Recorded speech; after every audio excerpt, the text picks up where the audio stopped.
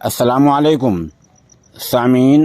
19 रबीउ الثانی की तारीख शुरू हो चुकी है, 14 नवंबर है। ख़बर का उन्वान है, अफ़गानिस्तान में बहुत सारे मामलात में इस्लामी शरीयत के कानून नाफिज करने की हिदायत जारी कर दी गई है।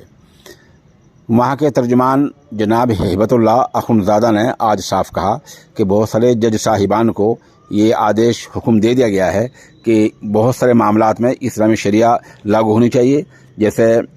अमन को भंग करना, नक़्ज़ अमन करना और पत्थर मारने, ऐसी अगवा करना, बहुत सारे मामलात हैं, इनमें इस्लामी शरीयत का निफाज होना चाहिए। जैसी यह आवाज़ अफ़गानिस्तान में लगी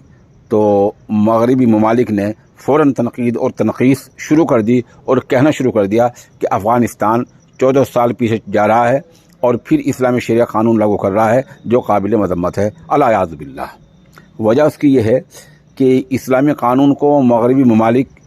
इसलिए इसकी मज़म्मत करते हैं क्योंकि उनकी आज़ादी और वो हराम काम सारे ख़त्म हुए जाते हैं जिनको वो चाहकर दुनिया में फैलाया करते हैं। मिसाल के तौर पर ज़िना है, अगर इस्लामी सज़ा शुरू हो जाए तो उम्मीद ये है कि 1 साल के अंदर ही पूरी दुनिया में ज़िना का ख़ात्मा हो जाएगा। चोरी है, चोरी में हाथ काटने की सज़ा पूरी दुनिया में लागू हो जाए तो चोरी का मामला 1 साल में ख़त्म। नशे का मामला है, ये सारे मसले ऐसे हैं, अगर इस्लामी